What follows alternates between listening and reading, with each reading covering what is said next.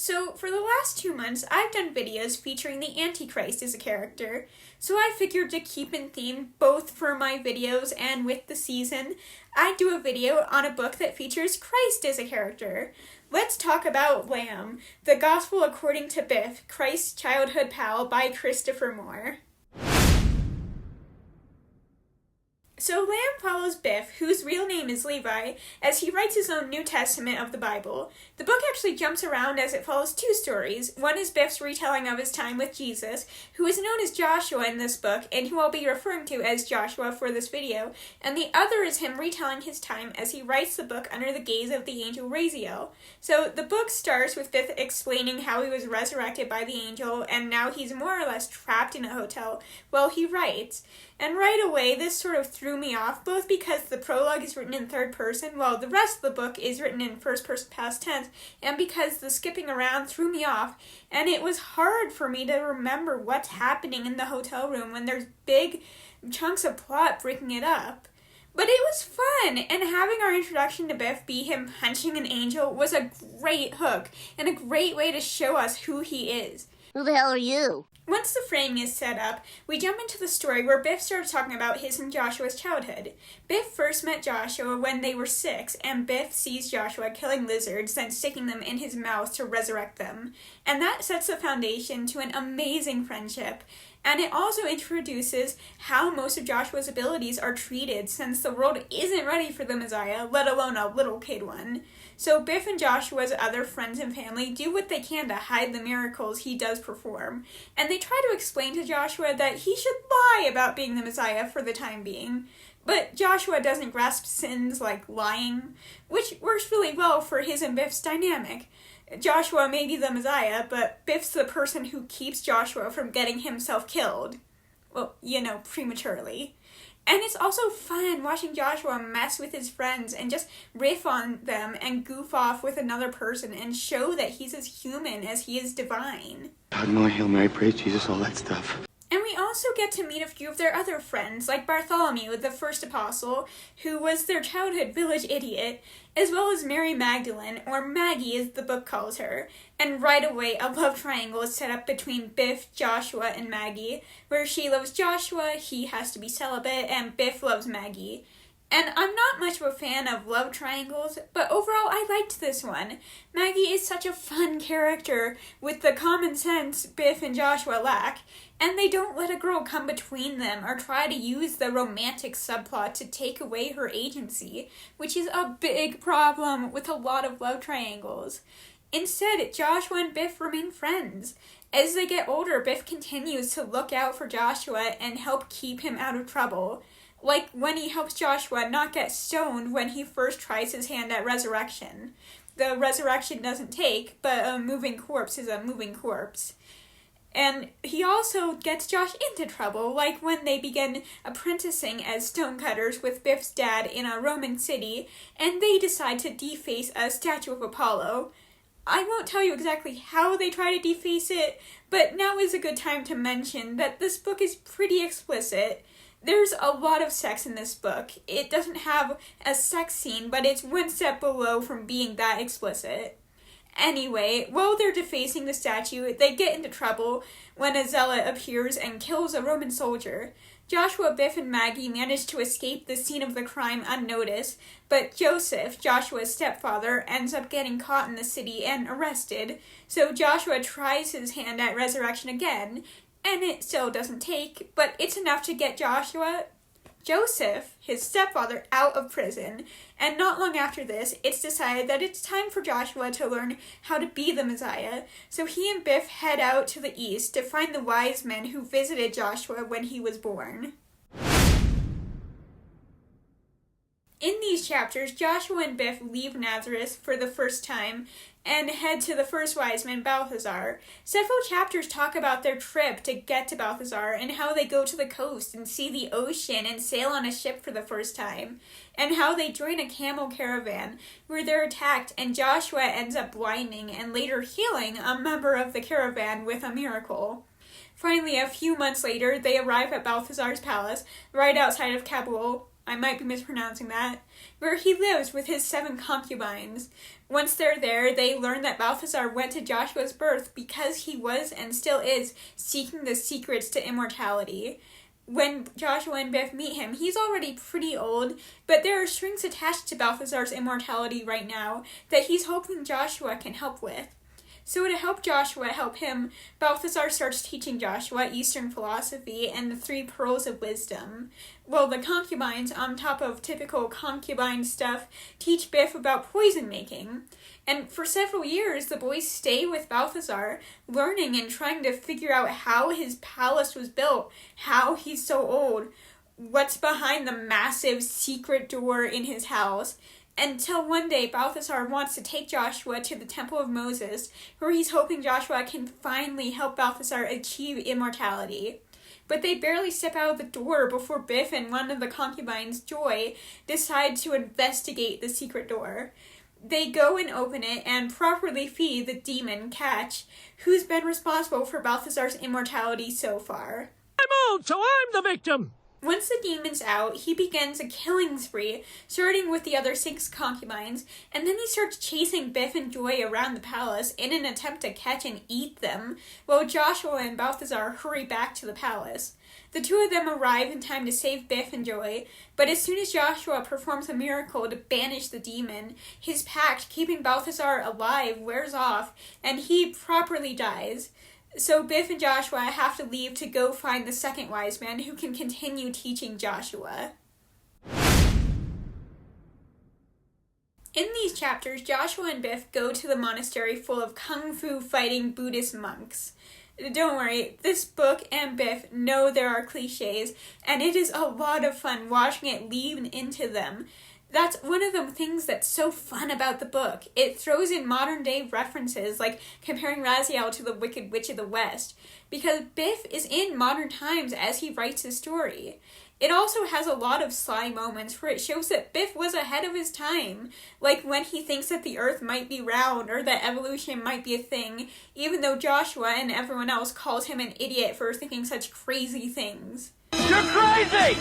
At the monastery, the 2 of them meet with the second wise man, Jasper, who sets to teach Joshua how to be one with the universe and master over his body with kung fu training and meditation. And Biff also has to learn these things, but even though he gets pretty good at kung fu, he never does master mind over matter or meditation. There's actually this really fun line where Biff asks Joshua if he ever feels weird when Biff talks about sex, since Joshua is forbidden from experiencing it. And Joshua says no, because it's not like Biff has a problem when Joshua talks about going to heaven. It tells us a lot about who Biff is and helps explain his struggles at the monastery. And after the 2 of them have been there for a few years, Joshua ascends into enlightenment and turns invisible. Jasper and Biff manage to convince Joshua not to leave the mortal plane. Then Jasper decides they've learned enough to make the normal pilgrimage to gather supplies at the village and drop off some to the Yeti who lives up in the mountains. And I wasn't expecting a Yeti, but it also works with the world that's been built. There are miracles and demons. Why shouldn't there be a Yeti? And Joshua finds a friend in the Yeti, and for the remainder of their time at the monastery, Joshua goes up to visit his new friend regularly, until a hunk of ice gets the best of the Yeti and kills him. After that, they decided they've learned everything they could from the monastery, and head off to find the third wise man. These chapters is where some of the immersion wears off for me, because the pacing starts to speed up, and it felt very off in the same book that went on and on about the games Biff and Joshua played as little kids. It doesn't go into great detail telling a bunch of anecdotal stories about the time they spent learning from the wise man Melchior, but these chapters do go into more detail than the last set, talking about their journey to find the wise men. Melchior is in India, and while Joshua and Biff are on their way down towards the ocean to find him, they're almost picked up as sacrifices for the goddess Kali festival, where animals and people are sacrificed in the goddess's name. But they're saved by an untouchable named Remy. I'm not sure if untouchable is the right term, but it is the term the book goes with. You have to remember, Biff was born 2,000 years ago. He's not overly offensive to our modern sensibilities, but he has his moments. I'm old, so I'm the victim. Back at the pit where Remy lives, he explains that he saved Joshua and Biff because he was out looking for his daughter, who was picked up to be a sacrifice, and found them instead. So Joshua and Biff decide to repay Remy by saving his daughter. And while they prepare to save the girl, Remy begins teaching Joshua and Biff about Indian caste, karma, and reincarnation. And this is where Joshua decides that he needs to make some changes, like allowing people to eat bacon or allowing anyone, even if they're not Jewish, into heaven. Then later that night, Joshua and Biff head to the festival, which is completely bathed in blood and horrors, something that will shape Joshua and Biff for the rest of their lives. And they manage to use the skills they've learned from the other wise men to save the sacrificial children. They didn't need the children. After the Kali festival, Joshua and Biff finally find Melkor, a yogi who's living in some cliffs by the sea, and the book sort of skims over this section. We know Joshua learns yoga and about the divine spark, which John the Baptist later rebrands into the Holy Ghost, while Biff goes off and tries to find a job.